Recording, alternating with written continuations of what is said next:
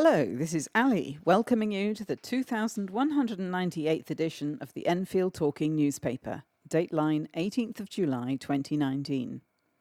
The readers this week are Danny, John and Ali, with Peter on the controls.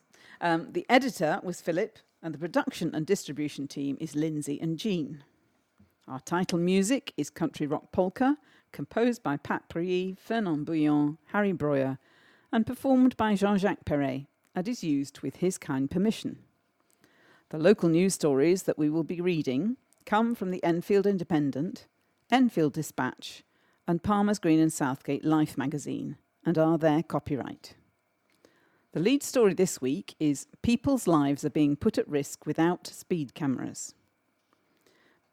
Before the news, we have the sunrise and sunset times for the week beginning the 22nd of July 2019, which are sunrise at 5:09 and sunset at 21:04.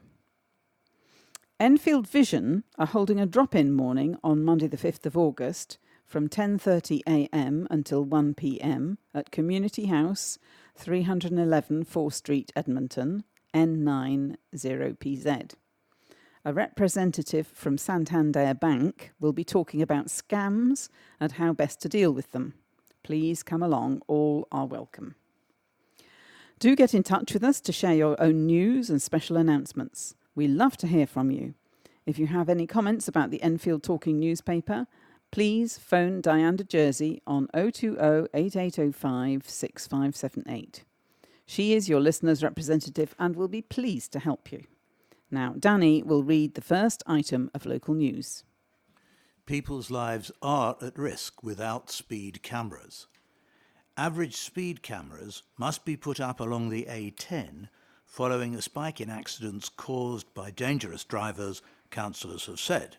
Enfield's Labour and Conservative groups joined forces to call on Transport for London, TfL, to install fixed-speed cameras after a rise in deaths and serious injuries on the road. The Metropolitan Police has been targeting speeding drivers on the A10 and recently unveiled a drone that will be used to catch people breaking the law.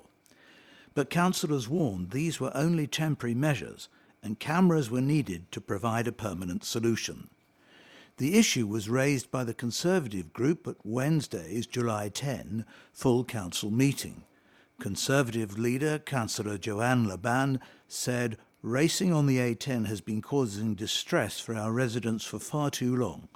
The police are doing a brilliant job, but we can't expect them to be there every weekend forever. A permanent solution needs to be found." In June, TfL said it had not ruled out putting average speed cameras along the A10 to tackle dangerous drivers. But Councillor Laban said TfL had pledged to install the cameras back in 2015 and there had been no progress on the issue since then. Council leader, Councillor Nezel Kaliskan, said that in the 3 years before 2015 there were 60 slight incidents, 1 serious incident and no fatal accidents on the A10. But in the 3 years since then there had been 77 slight incidents, 11 serious incidents and 2 fatal incidents. Councillor Kaliskan said the A10 issue is about safety and people's lives are at risk without speed cameras. Labour councillors criticised the Conservative government for slashing funding for TfL, meaning it had less money to put into safety measures like speed cameras. But members of the Conservative group said cameras had been installed on the A10 in Hertfordshire and had led to a drop in accidents. Councillor Kaliskan has offered to contribute funding from the council's already squeezed budget to provide cameras. She said, "Everyone recognises the serious danger we are experiencing. I invite the opposition to join us in asking the Secretary of State to pledge that the surplus income from speed enforcement activities in London should be reinvested in road safety initiatives so TfL can install speed cameras." Both parties agreed that funding from speed cameras should be ring-fenced for road safety initiatives rather than going straight back to the Treasury. Councillor Kaliskan and Laban will write a joint letter asking the Mayor of London to commit to providing speed cameras on the A10. Councillor Laban also agreed to write a joint letter to Transport Secretary Chris Grayling, asking for funding raised by speed cameras to go back to London boroughs for road safety measures. Olympic stars visit inspires pupils.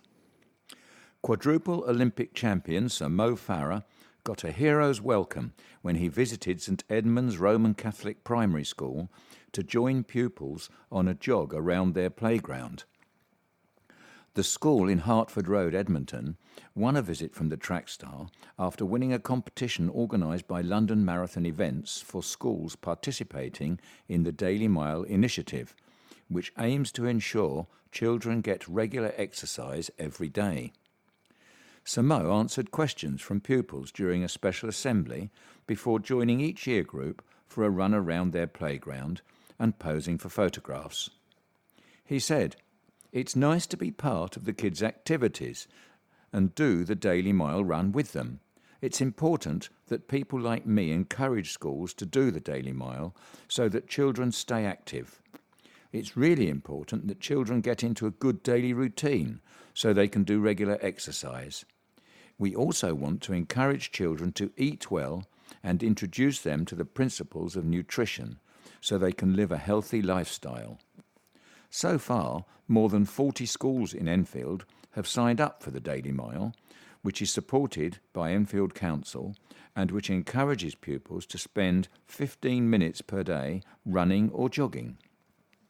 There are no set-up costs, no training is required for teachers, and the focus is on having fun in a non-competitive and social environment.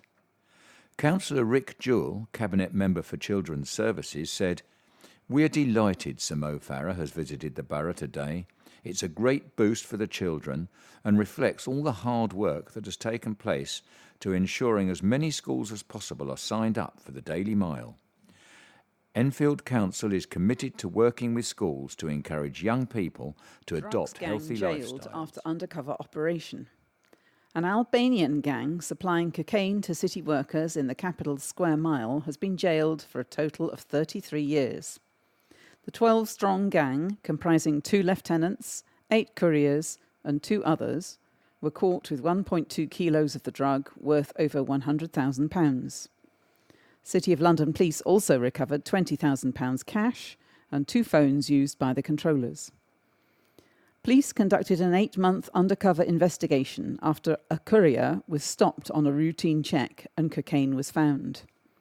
A series of trials began last year at Inner London Crown Court and the Old Bailey. Detective Constable Lee Johnson, who led the operation for the City of London Police, said, "A lot of individuals delivering drugs across the capital are young and vulnerable people who are being exploited. Many people don't realise it, but money from selling drugs can be used to fund other serious offences. This operation has been incredibly successful in disrupting a large and organised group of criminals making a profit from the sale and distribution of cocaine in the city. The arrest and sentencing of these individuals sends a strong message both to people coming to the city to sell drugs and those in the city buying them. This will not be tolerated by police. We're doing all we can to bring those responsible for selling drugs to justice and to protect those at risk of exploitation." Bleedar Panari, 28, of Woodbury Grove, Hackney, was sentenced to 64 months for conspiracy to supply cocaine and 6 months concurrent for possession of improperly obtained identity documents. Fioral Ferrer, 21, of Ruckholt Close, Leighton, was sentenced to 60 months for conspiracy to supply cocaine and for possession of criminal property. Halil Shehu, 22, of Camden Road, Islington, was sentenced to 32 months possession with intent to supply cocaine. Clevis Draji, 20, of Montague Road, Edmonton, was sentenced to 11 months for possession with intent to supply cocaine and 3 months concurrent for possession of false identification documents with intent. Fabio Domi, 21, of Gough Street, Camden, was sentenced to 34 months in a young offenders institution for possession with intent to supply cocaine, with concurrent sentences of 4 months for possession of identity documents with improper intention, 4 months for possession of improperly obtained identity document, and 6 months for possession of criminal property. Mario Prendi, 27, of no fixed abode, was sentenced to 28 months for possession with intent to supply cocaine and 1 month concurrent for possession of criminal property. Albi Hoxha, 23, of no fixed abode, was sentenced to 34 months for possession with intent to supply cocaine. Bledar Jani, 23, of Pickard Close Southgate, was sentenced to 36 months for possession with intent to supply cocaine, with concurrent sentences of 8 months for dangerous driving and 4 months for possession of identity documents with improper intention. Dritan Jella, 33, of High Street, Rochester, Kent, was sentenced to 4 months for possession of fraudulent identification documents with intent. Klaji Kira, 22, of Pathfield Road, Lambeth, was sentenced to 25 months for conspiracy to supply cocaine. Emirjan Demiraj, 22, of Dale Road, North Finchley, was sentenced to 34 months for conspiracy to supply cocaine. And Erdin Nejaj, 25, of no fixed abode, was also arrested but immediately deported to Albania by the immigration services. Teenager threatened with gun. A teenager was nearly robbed at gunpoint on a train travelling to Enfield. The 19-year-old male victim was approached by a man on board a Greater Anglia service travelling from Liverpool Street to Brimsdown at around 11 a.m. on Friday, July 12. The suspect demanded cash and the victim's bank card before reaching into his bag and pulling out a silver revolver handgun. It is not yet known whether this was a viable handgun or an imitation firearm. As the train pulled into Brimsdown, the victim ran through the train to inform the driver, and the man left the train at the station, walking through the underpass. It is believed the suspect had boarded the train at Ponders End. Police believe the man in the CCTV images could have information which could aid their investigation. Detective Sergeant Dean Percival said, "We are doing everything we can to trace the individual involved." Anyone with information should call 0800 405040 or text 61016, quoting reference 199 of 12/07/19. OBE for hospital boss. Mariah Kane has worked in the NHS for more than 20 years. The boss of North Middlesex University Hospital NHS Trust has been made an OBE in the Queen's Birthday Honours for services to healthcare. The honour recognises Chief Executive Mariah Kane's contribution to healthcare over more than 2 decades. She said, "I'm incredibly grateful that the hard work and improvements which everyone at North Mid and across the local community has helped deliver in recent months are being recognised in this way. I am clear that I am accepting it on behalf of so many colleagues and partners without whom none of the local care and services would happen. While going to Buckingham Palace to accept the award will be, of course, a privilege, it is nothing compared to the privilege I have every day of working with so many talented and dedicated health and care staff, as well as partners across the public and voluntary sector in and across North London." Dr. Peter Carter, the interim chairperson of the Hospital Trust, said Mariah's OBE honour was a reflection of the tremendous commitment and integrity she has shown to the NHS in a number of different organisations and roles in her career so far. He said, "I am delighted that Mariah has been recognised in this way. It's a wonderful acknowledgement of the dedication and loyalty she has shown to delivering and improving health services and care for local people in Enfield, Haringey and further afield. I know she would be the first to say that it is an honour which truly belongs to all the people she has worked with over the years, particularly all the team." Drop in obesity rates. Enfield no longer among worst. Lower obesity rates for Enfield have been given a cautious welcome by the council's health chief. New statistics from Public Health England show the number of adults in the borough who are overweight or obese fell to 56.7% in 2017 to 18, having been at 61.4% in 2016 to 17. It means Enfield has improved from being the 4th worst borough in London for prevalence of excess weight in adults to the 12th worst. Being obese can increase the risk of developing many potentially serious health conditions, including type 2 diabetes, high blood pressure, high cholesterol, and atherosclerosis, which can lead to coronary heart disease and stroke. Councillor Mahtab Uddin, Enfield Council's Cabinet Member for Public Health, said the lower rate showed progress had been made, but that work still needed to be done. He said, "It is great news that adult obesity levels are dropping in Enfield, but it is just the start of getting to where we want to be. We need to make sure we can maintain the improvement over the long term and ensure that everyone in Enfield adopts good habits and a lifestyle that makes them as resistant to disease and serious health conditions as they possibly can." Councillor Uddin attributed the drop to a range of initiatives and activities in the borough, including healthy eating campaigns such as Sugar Smart, and the council's efforts to promote physical activity through its cycling initiatives and new green gyms in parks. He added, "It appears that encouraging behaviour change can make a real difference, and we need to develop that approach further to ensure our residents continue to reap the health benefits." So far, 56 organisations across Enfield have signed up to the Sugar Smart campaign, which has reduced sugar content in school meals by a quarter.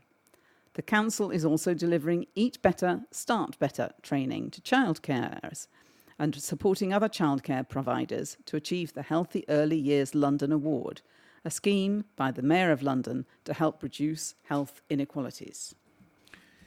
A View from City Hall by Joanne McCartney, AM, London Assembly Member for Enfield and Haringey and Statutory Deputy Mayor of London. The shame of child poverty.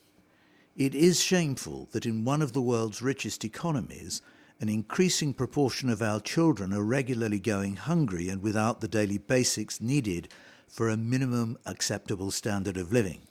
The recent figures from the London Child Poverty Alliance make for shocking reading. In Enfield, 42% of our children are living in poverty after housing costs, and that's over 39,000 children in our borough. In my role as Deputy Mayor of London, leading City Hall's work on education, I visit schools across our city, and increasing numbers have set up food and clothing banks to support their vulnerable children and families. Teachers tell me of hungry children and the strain poverty is having on their learning and well-being. It is inexcusable to allow child poverty to blight our society.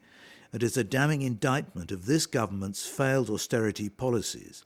I have long campaigned on this issue and recently published a short report, Children, Victims of Austerity, which you can read here, www.london.gov.uk/people/assembly/Joanne-Maccartney/children-victims-austerity.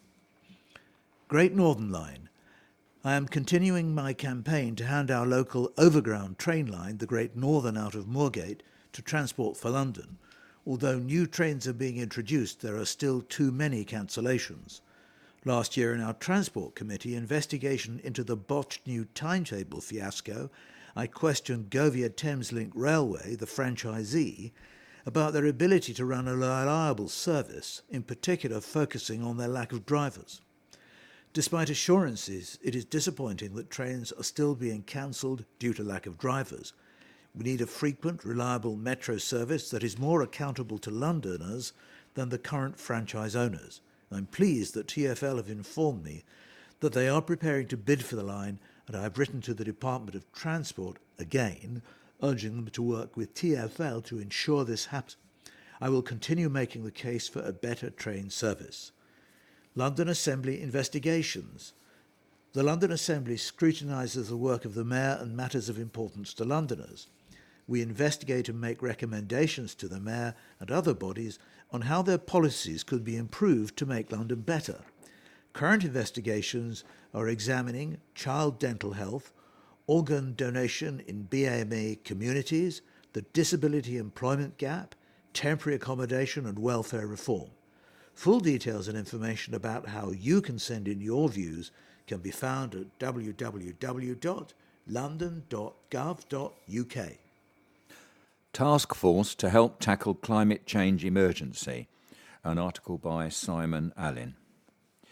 Enfield Council pledged to slash its greenhouse gas emissions as it became the latest local authority to declare a climate emergency. The council will cut its investments in fossil fuel firms and widen its sustainability efforts as part of a plan to cut carbon emissions to net zero by 2030.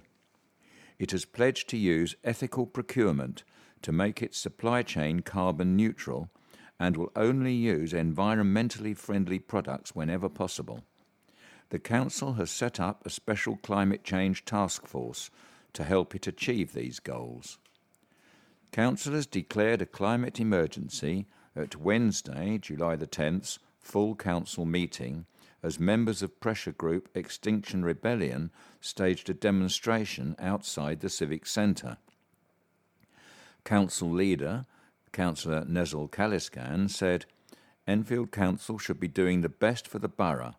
We have committed to zero by 2030, if not sooner. It would be morally wrong for us, knowing the impact of climate change on our planet and in Enfield, if we continued to invest in companies that do not contribute to decarbonising society. That's why, in the report, it is stated that we should divest to eliminate our holdings in fossil fuel companies." But members of the Conservative group refused to back the climate emergency motion and criticised the council's response for its apparent lack of detail. Conservative leader, Councillor Joanne Laban, pointed out that the motion, which was proposed by Councillor Vicky Pite, had been on the agenda since January. She claimed the administration had only acted due to pressure from Extinction Rebellion and the media. Councillor Laban said, "It is an extremely weak report. What are we proposing to do?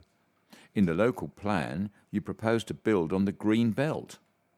It helps to reduce pollution, and this council wants to build all over it. You could have upped your target on trees. This report could have been a lot better than it is." Other Conservative councillors criticised the council's plans to charge for garden waste collections, claiming it would lead to people burning their waste instead. Councillor Alessandro Georgiou claimed mass migration was partly to blame for rising carbon emissions, while Councillor Edward Smith welcomed the report but said the UK's emissions were negligible.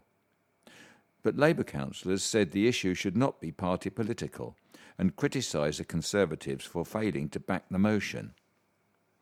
Councillor Tolga Aramaz said, "How interesting it is that members with an interest in BP seem to not want to vote for the climate emergency report. The only thing we are asking for is the survival of the planet." Art project and the human unveiled race. at Park. School children helped create artistic murals at neglected shelter. A new collaborative urban art project in Bush Hill Park was unveiled by the Mayor of Enfield at the park's third summer picnic on Sunday, July the 7th. The project was led by local artist Karen Rubins, who created the piece of work with input from children from George Spicer and Kingsmead schools.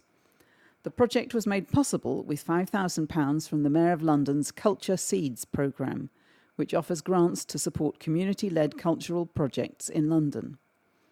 The murals have been mounted on what was a dull shelter that was attracting antisocial behaviour. The shelter has now been transformed with scenes representing the 4 seasons. The Mayor of Enfield, Councillor Kate Annaloo, and Enfield Council's Cabinet Member for Children's Services, Councillor Rick Jewell, met the children, who explained what influenced their ideas. Enfield Council's Cabinet Member for Environment and Sustainability, Councillor Guni Dogan, said, "The Friends Group have, with the support of Enfield Council, been making transformative changes to the park, including the installation of a willow dome and the planting of a wonderful wildlife garden. These kinds of events wouldn't be possible without the support of the community and the relentless energy of many volunteers. Congratulations to them all for all their hard work. At the summer picnic, there were family activities including sports, face painting, a string quartet, storytelling and art and crafts. Dr. Bike and the inclusive cycling team were also on hand to help those of all abilities interested in cycling. Making NHS services more accessible. Claire Fisher from Healthwatch Enfield on how local people can help grade hospitals. Do you receive continuing healthcare or a personal health budget? Do you ever wonder who gets to decide the ratings for official hospital gradings in Enfield? Do you wish it was easier to give feedback? If you answer yes to any of these questions, then please read on because we need your help. We rely on your involvement to help us gather evidence of how services are being experienced by the people actually using them. We then work with local NHS and social care leaders to make improvements. Every person matters. Every survey really does make a difference. So please be a part of that today and help us with the following if you can. We are working with Enfield Disability Action, EDA, to find out about being assessed for and receiving NHS continuing healthcare and personal health budgets. To share your views, simply go to smartsurvey.co.uk/S/CHC review. You may be aware that hospitals are graded on their accessibility, but did you know that the process involves patients and local residents? North Middlesex University Hospital, NHS Trust and Barnet, Enfield and Haringey Mental Health Trust are holding a workshop at Community House in Edmonton on Thursday the 11th of July, 9:30 a.m. to 3:30 p.m. and everyone is invited to attend and participate in grading their services. This is a great opportunity to be involved in an open and transparent process that serves to ensure fairness and accuracy in assessment of your local health services. Lunch and disability access will be provided. While we're asking for your involvement, we thought this would be a good time to find out how and when you like to give feedback about your experiences. Are you an avid TripAdvisor user or maybe an Amazon addict? What motivates you to take the time to give feedback? What would make it easier for you to do so? Let us know through our survey at smartsurvey.co.uk/S/sharing views. You can find more information and links to all of the surveys on the news and events section of our website. Thank you for helping to make a difference. And for more information about Healthwatch Enfield and to get in touch, call 020 8373 6283. Email info@healthwatchenfield.co.uk, tweet at healthwatchenf, or visit healthwatchenfield.co.uk. Up for the fight. Wrestler from Enfield Chase takes part in tryouts for the sport's biggest global brand, an article by Callum Shepherd. Mariah May began training at Hustle Wrestling, based at Edmonton County School, in January 2018. Fast forward 18 months, and she's debuting for the promotion that she's training with and having tryouts with the largest wrestling company in the world. Mariah from Enfield Chase was trained by fellow local wrestling star Sid Scala. She has grasped her new skills quickly and has got herself into the shape required for a professional athlete. World Wrestling Entertainment, or WWE, has a rigorous selection process, with the final stage being a tryout with trainers boasting years of experience in the industry. It pits trainees against all the things a wrestler might come up against in the industry, from speaking in front of a crowd on a microphone to testing strength and stamina through multiple different fitness and endurance tests. Those that come out the other side of such a ruthless trial definitely know about it. Regardless of the result, just getting to that stage is a monumental achievement. Hustle Wrestling's head trainer, Sid Scala, who successfully tried out for WWE himself and now wrestles with its NXT UK brand, said, Seeing one of the Hustle trainees go out and take a step closer to their dream is so motivating. It not only motivates me to help these trainees become the best wrestlers they can be, but it shows them what they need to do to get there. Mariah embodies exactly what Hustle teaches all of its trainees, and that is hard work, passion, and a desire to succeed. We are all so proud of her. Earlier this year, WWE launched its UK Performance Centre in Enfield. After a whirlwind week ending with her tryout there, Mariah said, "These past few days have just been surreal. To be in that performance centre and just having a chance to show WWE what I have to offer is absolutely massive, and I'm just so excited for whatever is next. I've been watching wrestling ever since I was young, and to be given this opportunity now, in what has to be the most exciting period in professional wrestling ever, well, I just can't wait to take my next step." Hustle wrestling training is all about stepping out of your comfort zone to become the best possible version of yourself. The only thing expected from trainees is that they put in their best effort and commit themselves to reaching their goal, whether that's just staying fit or honing every aspect necessary to become a professional wrestler.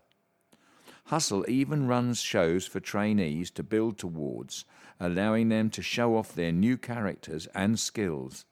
The next one takes place on Saturday, the 27th of July at Edmonton County School. For more information about Hustle Wrestling and to buy tickets, visit hustlewrestling.com. Celebrating the Palmer's Green Carnival. On Saturday the 15th of June, hundreds of locals joined in the fun at the Palmer's Green Shopping Carnival. The carnival is an annual event organised by the Green Lanes Business Association, GLBA, a collective of local shops in Palmer's Green. It was thanks to the support of the community that this year's event was such a great success. There was an active schedule of events all day with live entertainment from local schools and clubs. The event was attended by local MP Bambos Charalambos, Enfield's Mayor Councillor Kate Analu, and Okan Gurhan, 15, and Christy V. Ngoma, 17, recently appointed young mayors of Enfield. Tony Uris, GLBA Vice Chair, said, "I love the amazing feeling when the Palmer's Green community comes together to support its high street.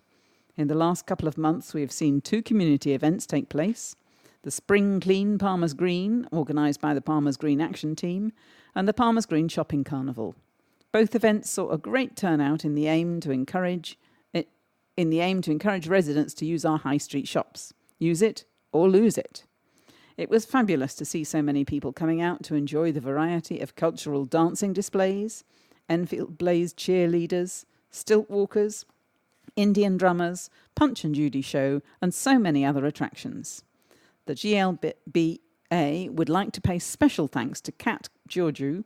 Her energy, networking, and organisation skills resulted in an event that Palmer's Green can be proud of." 100 Days of Birds, Butterflies and Blooms by Susan Smith. I've always loved painting and drawing, and I've pursued a creative career as a costume designer and maker for stage and screen. But over the years, other interests and having a family have meant I had almost stopped what was once a favourite hobby. Getting into Instagram recently changed this, as I started to follow various artists and designers online. I found many were posting design challenges and prompts to inspire creative ideas, so I decided this would be my way to get painting again. I found one designer, Victoria Johnson, had suggested 100 Days of Birds, Butterflies and Blooms, where you illustrate your own interpretation of the theme, so I thought I love all 3 of these. I'm going to give it a go. I've been back to the drawing board since March and posting my artwork online almost daily. I really enjoy finding different birds to illustrate, and I've been aware how fast flowers spring up and die back over the course of a few weeks. I've been really inspired by nature and just walking around the local area, looking in gardens for interesting flowers and plants to draw and paint. It's been wonderful watching the blossoms unfold and really paying attention to the change in seasons. The challenge has been really motivating to work through the number of days and keep going and to try to do something every day. I'm trying to develop a more illustrative style, and it's been a great source of inspiration seeing other illustrators and designers posting their work every day. It's been really encouraging, receiving many positive comments and likes from friends and the online community. One of the best things to have happened since I've started the process is that my two daughters are painting and drawing much more, and often asked to join me painting, which is such a pleasure to see, although it does frequently end in one of us having an artistic tantrum. I think getting back into the habit of painting again has been fantastic, and I'm determined to see the project through to the end. I'm being a little more selective with my posts, although I am trying to create every day, no matter what the results. Visit Susan's exhibition at Anthony Webb throughout July to September. Follow my creative journey on Instagram at Susan Smith Costume. Community Music Festival returns with eclectic lineup. Livestock, Enfield's annual community-organised, not-for-profit music festival, returns for the 8th year on Saturday, July the 27th, in the beautiful setting of Forty Hall Farm, and promises to be bigger and better than ever. The 12-hour family-oriented festival features over 20 live acts and something for everyone, with an eclectic mix of music on 3 separate stages, complete with numerous bars and food stalls. Included in the ticket price is a range of children's activities. Kids aged 12 and under go free, while this year the festival is proudly supporting the Noah's Ark Children's Hospice as its designated charity. Headlining are iconic 90s act Dodgy, who rose to prominence as the fun-loving face of the Britpop era and are best known for their smash hits Staying Out for the Summer, If You're Thinking of Me, and Good Enough, which reached number 4 in the UK singles charts. Among their albums are the gold-selling Homegrown, whilst Free Peace Suite went platinum. As well as the festival's marquee signing, other acts confirmed on the main outdoor feel-good stage include the Vipers, one of London's most dynamic and talented cover bands, the outstanding Gentlemen of Few, with their infectious mix of folk rock and bluegrass, 2 very different but equally crowd-pleasing tribute acts in Foo Fighters and ABBA Chic, Boom La Tête, high-energy masters of gypsy swing, and Mojo Rising with their repertoire of disco, soul and funk classics. The indoor Black Barn stage features, among others, Latin specialists Azucar Cubana, virtuoso electronic duo Devox, rockabilly favourites Wesley Carr and the Automobiles, Ukulele Ska Collective, Pop Punk Award winners Underline the Sky, and, fresh from this year's Glastonbury, Ulysses. Down at the enchanting Woodland Blues stage, you can catch Hotshot Texas Blues Outfit, Blues Chapter, Skiffle Experts, the London Bonnivilles, and the legendary Keith Airy Band. Livestock began as a small street party when residents of Goat Lane built a stage at the end of their road for local musicians, and has since burgeoned into North London's most eagerly awaited musical extravaganza. Last year, the festival, organised and run entirely by volunteers, attracted a record 2,600 revellers. Tickets are available in advance at www.livestockuk.com or on the day, pending availability. Doors open at 11 a.m, with the music due to start at 11:30 a.m. And remember, this is Saturday, the 27th of July. Sad loss of D-Day veteran. A letter from Irene Wilson of Willow Estate. Dear Enfield Dispatch, on Friday, the 31st of May, I had the funeral of my husband. Alfred Bob Wilson, aged 94, was a D-Day veteran, honoured 2 years ago by the French ambassador as one of the Royal Marines who took Canadian soldiers to the beaches. On the 5th day of the landings, there was a storm, and on leaving the beach to collect more soldiers, Bob's landing craft struck a spike, and sunk. After being picked up by a second landing craft, this unfortunately was also struck and sank, leaving all on board in the cold water for 9 hours. Bob was eventually picked up and taken to hospital in Southampton, but after 5 days he returned to serve on the HMS Princess Beatrix, taking him to Singapore, India, Indonesia and Ceylon or Sri Lanka. Bob, only on signing our marriage register did I know his real name was Alfred, was a caring man who always helped anyone. He was also a very talented artist. I will miss him terribly. And the next letter is headed, Do You Really Need a Car? And comes from David Hughes of Conway Road, Palmer's Green. Reading the article Tube Station Flats Too High in the July 10 edition of your paper, I was less surprised by concerns about the height of buildings planned for Southgate Office Village, which I agree is a big step to take for that area, than by the secondary concern expressed in the Tube Station Flats article about extra traffic as a result of new homes with their greater demand for parking space. Certainly increasingly heavy traffic on London streets and the many problems it poses is a big issue. Congestion, detrimental effects on walkers and cyclists, restriction of children's freedoms, dangerous air quality, and under-exercised community and worrying level of childhood obesity.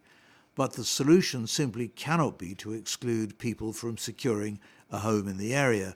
Rather, things have to change on the roads, especially the common mindset, which leads to people to put on their car as automatically as their clothing, whatever the nature of the journey they wish to make. Indeed, that was the sort of issue the council was seeking to address when the cycle lanes were installed on the A105 green lanes. For many, probably most, London life is possible without a car. I rarely use the one I have, and I intend to dispose of it probably early next year. London's public transport is good enough for most travel purposes within the city, though of course there will be exceptions, and for journeys outside London, rail travel is generally less stressful than driving. Of course, rail travel can be expensive, but that is not such a problem if you haven't spent money on an expensive car. On the buildings themselves, London needs more homes as soon as possible, but in accordance with government guidelines, they must be much more in sympathy with their surroundings than present plans. And a letter here from Brendan O'Brien of Arundel Gardens, Winchmore Hill. The heading, Stop Misrepresentation. There has been misrepresentation of the word which Chris Williamson spoke, which led to his being suspended from the Labour Party. The relevant part of what he said is as follows. The party that has done more to stand up to racism is now being demonised as a racist, bigoted party. I have got to say I think our party's response has been partly responsible for that, because in my opinion we've backed off far too much. We have given too much ground, we've been too apologetic. The national press has misrepresented those words. It has been reported that Chris Williamson claimed the party was too apologetic about anti-Semitism. They are wrong. He's referring to the Labour Party response to being demonised, not to anti-Semitism. That is a matter of simple English. What is happening to Chris Williamson is grossly unfair. Here's and another letter. Stop. Cycle lanes here to stay. It's from Councillor Goonie Dogan, who is Cabinet Member for Environment and Sustainability in Enfield. Dear Enfield Dispatch, in response to the opinion piece written by Helen Osman, Time Running Out for Cycling Experiment, page 9, issue 9, let us be clear that the cycle lanes have not been built on an experimental basis, they are here to stay.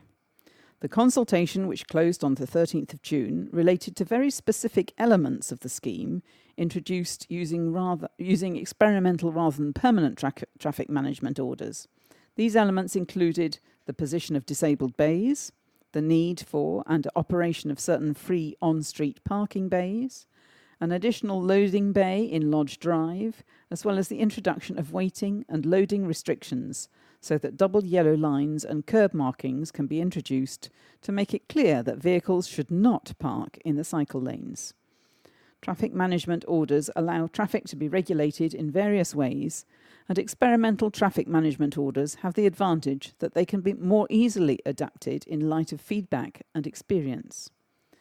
The Council has used the appropriate powers to provide and regulate the new infrastructure on the A105 to improve the safety of more vulnerable road users. Vaccines decline is concerning. This one from Joanne McCartney, London Assembly member for Enfield. Dear Enfield Dispatch, figures by UNICEF and the World Health Organization, WHO, estimate that between 2010 and 2017, more than 500,000 children in the UK did not receive their first dose of the measles, mumps and rubella MMR vaccine. Data from the NHS shows that in 2017/18, childhood MMR vaccination coverage in Enfield was 80.6%, below the national average of 91% and the WHO's target of 95%. It is very concerning that Enfield is falling short for MMR vaccination coverage. Among other factors, this is sadly a symptom of the spread of misinformation that surrounds the vaccine. It is vital that NHS clinical commissioning groups and local authorities work to prioritise educational campaigns around the importance of immunisation. Electric demands. A letter from Andrew Bloom, a resident of Ponders End. Dear Enfield Dispatch, why has Enfield Council not put electric charging points into council housing estates? I live in Newton House and have asked the council for this many times. I've invested in a new London taxi and would like to charge it overnight near where I live. Islington Council has a card scheme. If you are a resident, you get to charge for free. I'd like Enfield Council to prove they are as green as they say, and not just put charging points in the wealthy parts of the borough. Step over the A10, divide and invest. Borough midfielder gets the chance to impress at a higher level. Youngster moves to Biggleswade Town. Enfield Borough youngster Kane James Thompson has been signed by Southern Premier Central side Biggleswade Town. The midfielder becomes the second player in 2 seasons to make the 3-division leap up to Biggleswade after Solomon Nwabwoke moved to the Bedfordshire team last year. Nwabwoke impressed with Town sufficiently to be signed by National League South club St Albans City. James Thompson, who has been with Borough for 3 seasons, has amassed 62 appearances, playing mostly in midfield, though he has at times been deployed as part of a back 4. Enfield Borough's co-founder Aaron Archer was delighted to see James Thompson get his chance to play at a higher level. He said, "This is a proud moment for me personally, as Kane's godfather. I think his time at Enfield Borough has been harder than for other players of similar ability, due to the fact that I intentionally didn't show favouritism towards him in order to build his character, which is an essential part of football. I hope he can take this opportunity and display his undoubted ability and progress up the football pyramid." Enfield Town retained the Brian Lomax Supporters Direct Cup with a 3-1 victory over FC United of Manchester. Early goals from Josh Davison and Billy Bricknell had Town in the driving seat within 8 minutes, before Bricknell's second gave them a strong advantage with minutes left to play of the first half. Regan Linney managed to pull one back for United before the break, but a goalless second period ensured the cup stayed with Enfield on Friday night. It took just 6 minutes for Town to break the deadlock when United goalkeeper Paddy Wharton's haphazard clearance fell kindly to the feet of Davison, who gratefully put the ball in the net from 12 yards out. The score was doubled just 2 minutes later when Bricknell evaded the offside trap to collect a well-weighted through ball and roll it past the on-rushing Wharton. Town were in control and almost added a third goal inside the opening quarter of an hour when Bricknell's teasing delivery into the box flashed across the goal mouth, begging to be tapped in, but no one in a white shirt could apply the telling touch. FC United then created a rare moment of attacking threat that came close to halving the deficit. Mike Potts reclaimed possession for the visitors in the centre of the pitch before floating a lofted ball to Louis Myers, who tried an audacious lob that required the fingertips of town keeper Nathan MacDonald to prevent it from nestling in the net. Enfield continued with their attacking exploit straight away and thought they'd found a third goal after 20 minutes when Lewis Taffy's free kick was turned home by Bricknell following a save by Wharton, but the offside flag put stop to any celebrations. Within 10 minutes to go, before the break, the party was reignited by Bricknell when he finally added a goal number 3 with a cushioned header into the net following a pinpoint cross from new signing Sam Bantic that seemed to be sending Town in at the break with a commanding lead. However, by the time the referee had blown for half-time, United had done some salvage work via Linney, who strayed behind the home side's backline to finish tidily and reduce the score to 3-1. A second 1-on-1 moments later almost took United back to within touching distance, but Myers ballooned his effort high over the bar and squandered the opportunity. The second half was a far scrappier affair than the first, with United looking the most likely to score in the early stages. The first real chance came from a well-hit free kick by new signing Rain Hellowell that MacDonald had to flick over the bar. Hellowell was later denied by a trialist goalkeeper who'd replaced MacDonald just after the hour mark before an FC United shot flew back off the bar in the later stages to leave the scores unchanged. And now time for table tennis. Playing table tennis has become the most popular activity at Broomfield School since the arrival of 4 outdoor table tennis tables donated by Jack Petchey and Table Tennis England. The sport has inspired the school's 600 students, and the tables are in regular use both as part of the curriculum and during break times and after school. The new tables were delivered following a successful application to the Jack Petchey Table Tennis Programme in partnership with Table Tennis England, which offers donated tables and equipment to schools. Catherine Millen, head of PE at Broomfield School, said, "These tables are a great success and we are pleased table tennis is proving so popular with our students. As table tennis has become more well-liked, we have noticed the behaviour of some of our students has improved, along with their well-being and desire in their education attainment. All the tables are being well used, and we now offer table tennis at lunchtimes and as an extracurricular activity. Our pupils with disabilities are also fans, and we plan to run competitions." Such is the enthusiasm for the game that club coach Basil Cunningham trained a team to play in the North London round of a table tennis schools competition, and they got through to the final. Sir Jack Petchey, the 93-year-old founder of the Jack Petchey Foundation, said, "As a young man, I loved playing table tennis. It kept me fit and active, and looking back, I can see how it also developed my self-discipline and confidence. It's great to know so many young people take part in the sport. This programme is close to my heart." We have reached the end of our programme for this week. Thank you for listening. So, from the team of Danny, John and Ali and Peter on the controls, it's Cheerio. Please remember to turn over the address label in your postal packet, put the memory stick into the packet in a closed position, and return it to us as soon as possible in readiness for the next edition. Don't forget you can call Diane de Jersey regarding any help you may require in connection with Enfield Talking Newspaper on 020 8805 6578. Coming up next, the latest news and information for the Greater London area from InfoSound. The Enfield Talking Newspaper will be with you again in 1 week's time.